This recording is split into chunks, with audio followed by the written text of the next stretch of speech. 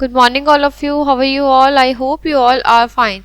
So, this is your Hindi class. Today, we will read chapter number 9, चूहों की धमा चौकड़ी. पाठ परिचय. खेल खेल में कई बार बालक इतनी शरारत कर जाते हैं कि स्वयं से भी शर्मिंदा होना पड़ता है. बच्चे सभी शरारती होते हैं, कोई कम और कोई ज़्यादा, बट कई बार बच्चे इतनी शरारत कर देते हैं, इतनी ओवर, कि खुद से भी उन्हें शर्मिंदा होना पड़ता है. और जिसके प्रति शरारत की जाती है वह दंड देने में सक्षम और समर्थ हो तो मुसीबत और बढ़ जाती है. और अगर उसे दंड मिल जाए तो वो भी अगर ज़्यादा, तो उसमें बहुत प्रॉब्लम हो जाती है. ऐसे ही मनोरंजक स्थिति में का वर्णन इस पाठ में किया गया है. आधी छुट्टी होते ही लड़कों का झुंड पेड़ों के झुरमुट में खड़े होकर बतियाने लगा, मतलब बातें करने लगा. सभी लड़के इस बात पर सहमत थे कि जो नए अध्यापक स्कूल में आने वाले हैं उनसे वे बिल्कुल ही नहीं पढ़ेंगे, चाहे कुछ भी हो जाए. क्या होता है, हमारे पुराने टीचर्स होते हैं जिनसे हम फेमिलियर हो चुके होते हैं, तो हमें उन्हीं से ही पढ़ना अच्छा लगता है. हम नहीं चाहते कि कोई भी नया टीचर आए और वो हमें पढ़ाए, हमें बिल्कुल पसंद नहीं होता ऐसा कुछ. पर ऐसा ही कुछ होने वाला था. कोई नए टीचर आने वाले थे. नए अध्यापक का नाम भी उन्होंने कहीं से सुन लिया था. नाम था काली कुमार तरकालकार. छुट्टियों में सब अपने अपने घर चले गए. सारी छुट्टियां मौज मस्ती में निकल गई. बहुत मजा आता है छुट्टियों में मौज मस्ती करने में. पता ही नहीं चला, जैसे ही छुट्टियां खत्म हुई लड़के अपने अपने घरों से वापस आने लगे. सब अपने अपने घर से वापस आने लगे. वह सब एक साथ रेलगाड़ी में बैठकर वापस आ रहे थे. सब किसमें? ट्रेन में बैठ के वापस आ रहे थे. लड़कों के बीच एक छोटा सा लड़का था जिसे सब बिचकुन बुलाते थे. कभी कभार कुछ अटपटी सी कविता कर लिया करता था, मतलब वो कुछ ऐसी अपने मन से कविता बना के कर लेता था. उसी की रची कविता को लड़के ऊंची नीची आवाज में मजे लेकर गा रहे थे और फिर सारे लड़के मिलकर उसे गाते थे. गाड़ी एक छोटे से स्टेशन पर रुकी.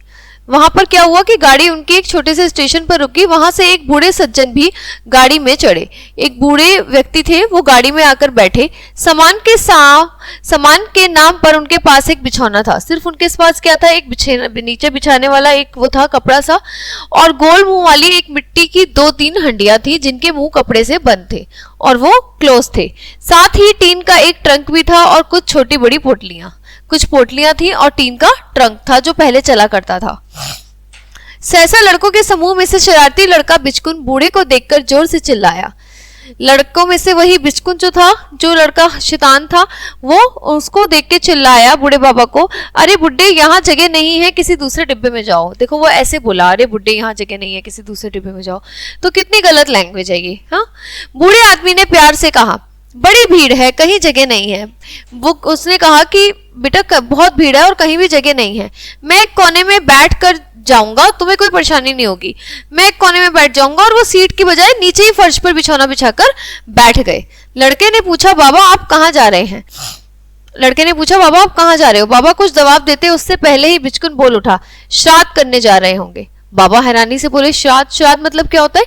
जो हमारे बड़े बूढ़े होते हैं जिनकी डेथ हो जाती है, उनके उसके लिए मतलब हम श्रद्धांजलि के लिए उन्हें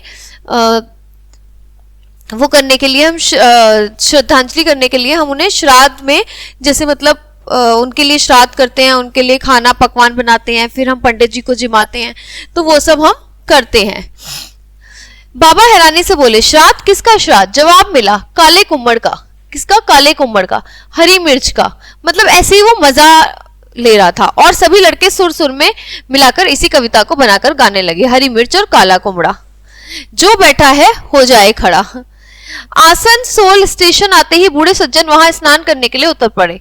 उन्होंने वहां स्नान किया आसनसोल स्टेशन पर. बूढ़े सज्जन के वापस लौटते ही बिचकुन ने चेतावनी देते हुए कहा, इस डिब्बे में उतर जाने में ही आपकी भलाई है, मतलब यहाँ से आप चले जाओ. उसने कहा, ऐसा क्यों? यहाँ डिब्बे के कुछ चूहों को बड़ा कष्ट है. ठीक है, कुछ चूहे हैं यहाँ पे और जो बहुत जिनको प्रॉब्लम होती है. चूहे मतलब क्या है आपका? देखिए ना, चूहे ने आपकी हंडियों में घुसकर क्या धमाल कर दिया है. देखो चूहे ने आपकी हंडियों में घुसकर क्या करा. बूढ़े सज्जन ने देखा रसगुल्लों से भरी हंडियां खाली हैं और मीठी खोई का एक दाना भी नहीं बचा है. मतलब उन्होंने मीठी खोआ रखा था और रसगुल्ले थे, वो सब खत्म हो चुका था. पोटली को खोलते देख बिचकुन झट से बोला, और आपकी पोटली में ना जाने क्या था. उसे चूहे उठाकर भाग खड़े हुए. कह रहे एक पोटली उठाकर चूहे भाग गए.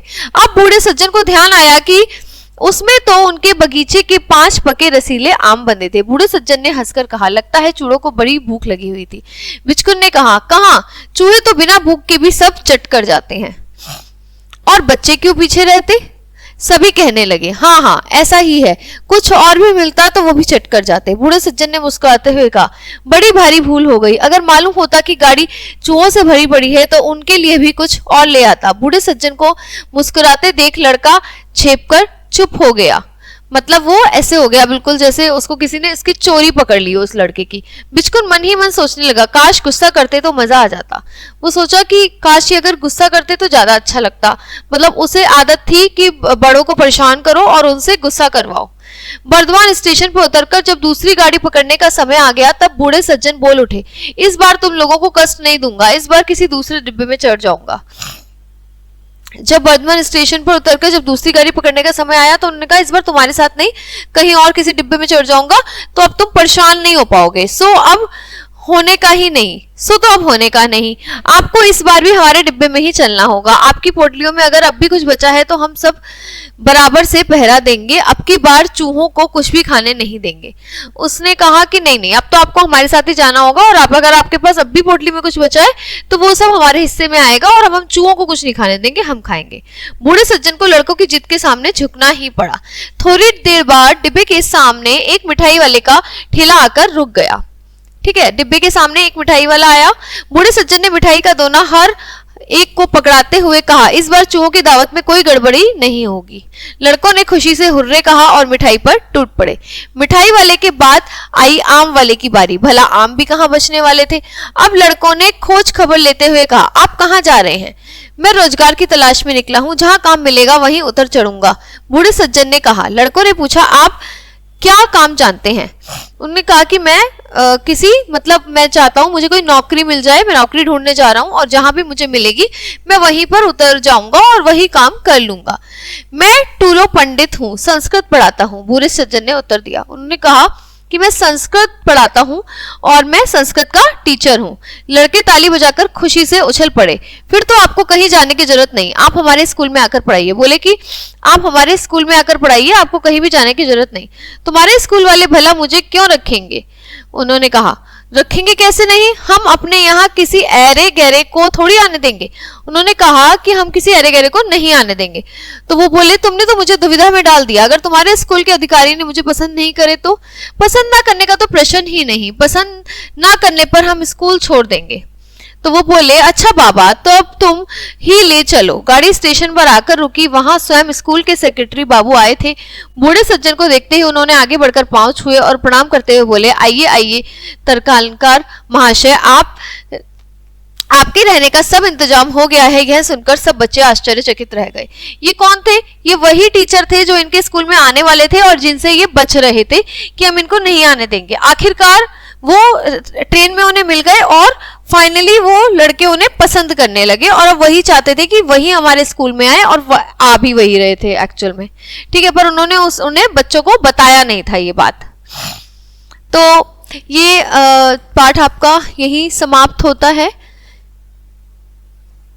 ठीक है, चूहों की धमा चौकड़ी, मतलब इसमें हमने देखा, तो इसलिए हमेशा बच्चों को एक लिमिट में रहकर ही शरारत करनी चाहिए, कभी भी लिमिट से ज़्यादा बाहर नहीं जाना चाहिए, नहीं तो बहुत भारी नुकसान हो सकता है। ठीक है, तो ये चैप्टर आपका यहीं ओवर होता है। Will see in the next class with a new chapter. Okay guys, bye bye, have a nice day.